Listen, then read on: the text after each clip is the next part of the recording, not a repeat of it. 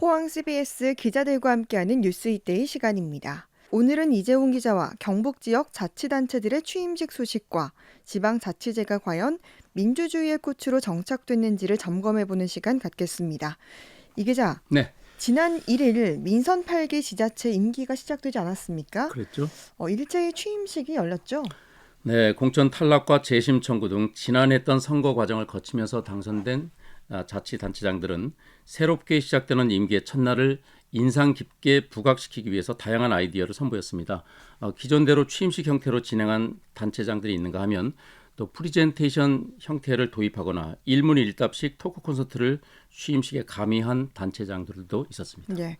그럼 먼저 이철우 경북지사의 취임식 소식부터 전해주시죠. 네, 이철호 지사는 취임사에서 지난 4년이 경북을 다시 대한민국의 중심으로 세우기 위해 뛰어온 시간이었다면 민선 8기는 경북이 주도하는 지방시대를 열어서 경북의 힘으로 새로운 대한민국을 만들어가는 대전환의 시간이라고 강조했습니다. 네. 그러면서 고등학교만 졸업하고도 좋은 직장을 가질 수 있고 또 일찍 결혼해서 아이 낳고 기르는 행복을 누구나 누릴 수 있는 행복 사회를 열어가겠다고 약속하고 네. 이를 위해서 강력한 투자 유치를 통해서 경북을 첨단 산업의 왕국으로 문화예술과 관광의 천국으로 만들어 지방시대의 길을 주도하겠다고 도정 방향을 밝혔습니다. 네. 지역 불균형 현상이 방치되면 그 지방 소멸은 더욱 가속화되지 않겠습니까? 그래서 기업의 지방 이전을 위해서는 법인세를 깎아주고 소기업과 중소기업에는 상속세를 면제해주는 특단의 대책이 필요하다. 산업 재배치를 위해서 세제 혜택이 불가피하다는 점을 강조했습니다. 예. 또 경북의 제1의 도시인 포항에서는 이번에 사상 처음으로 삼선 시장이 탄생했잖아요. 그렇습니다. 포항시장의 취임 소식도 전해주시죠. 네, 이강덕 포항시장의 취임식에는 각계각층에서 시민과 내빈을 포함해서 모두 1,000여 명이 참석했고요. 예. 포항 시민들에게 전하는 이강덕 시장의 약속과 다짐을 담은 민선 8기 약속 영상 메시지 상영도 있었습니다. 특히 최초 삼선 시장으로 취임하게 된 만큼 색다른 취임 행사를 준비했는데요. 마치 스티브 잡스처럼 프레젠테이션을 통해서 시민들에게 비전과 정책 방향을 직접 설명하는 형식이었습니다. 크게 미래와 청년, 성장, 사회, 도시, 문화 등 6개 분야를 선정해서 구체적인 비전을 제시했습니다. 네. 이강덕 시장은 앞으로 4년간은 포항의 미래를 바꿀 골든타임으로 수도권 집중과 지방 소멸의 위기를 이겨내고 51만 시민들의 힘을 한데 모아서 도시의 지속 가능한 발전을 위해 온 역량을 결집하겠다고 약속했습니다. 예.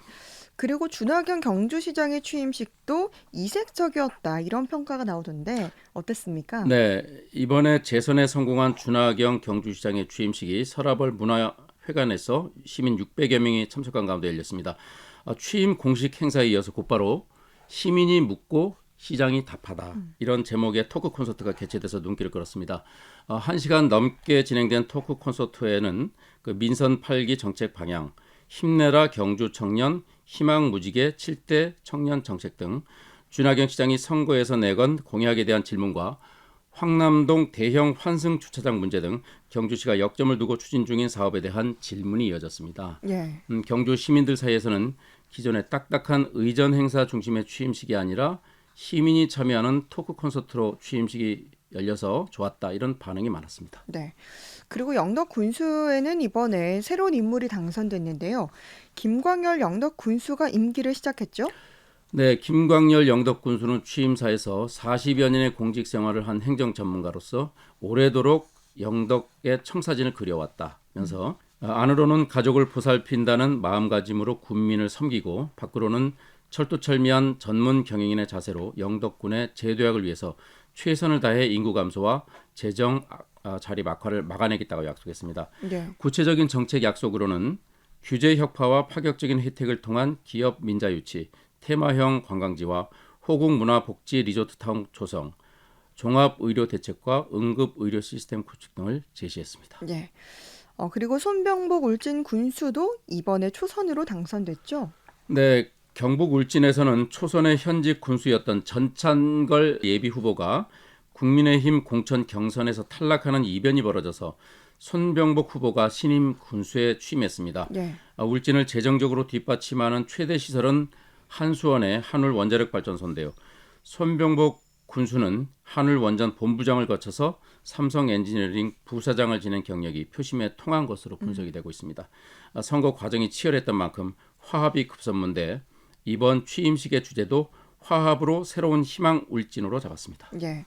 그리고 이제 군 출신의 남한권 울릉군수도 이번에 군수로서의 첫 임기를 시작했죠. 예, 육군 준장 출신으로 육군 인사행정처장을 지낸 남한권 울릉군수가 1일 취임식을 통해서 임기를 시작했습니다. 남군수는 취임사에서 경제와 생태 관광, 복지, 소통 등을 강조하고 앞으로 더욱 편안해지는 그 바닷길과 새롭게 열리는 하늘길을 통해서 언제든 다시 찾을 수 있는 울릉을 새롭게 만들어 보겠다고 강조했습니다. 네. 이재용 기자, 네. 지금까지 이렇게 각 자치단체별 취임식 소식과 또 단체장들의 취임 일성을 들려주셨는데요. 네. 30년이 넘는 지방자치제가 과연 제자리를 잡았는지, 그러니까 다시 말해서 민주주의의 꽃이라 불리는 지방자치제의 꽃이 폈는지 궁금합니다. 네. 지방자치제는 거슬러 올라가면 해방 직후인 1948년부터 시작됐다가 1960년 박정희 전 대통령의 5.16 쿠데타로 중단되어서 31년 동안 명맥이 끊겼었습니다. 예. 그러다가 1991년 부활돼서 올해까지 다시 만 31년이 지났습니다. 1991년에는 기초의원과 광역의원 선거가 있었고 자치단체장 직접 선거는 1995년부터 시작이 됐습니다. 예. 말씀하신 대로 지방자치제를 민주주의의 꽃이라고 하기도 하고 또 풀뿌리 민주주의라고 하기도 합니다. 그러나 민주주의의 꽃이 피었냐고 묻는다면 아직 못 피었다고 말씀드릴 수밖에 없을 것 같습니다. 네. 부작용이 많은 모양이죠. 네, 물론 커다란 대의에서는 중앙 집권식 통치보다 지방 분권과 또 주민 자치가 가미된 정치가 맞는 방향입니다.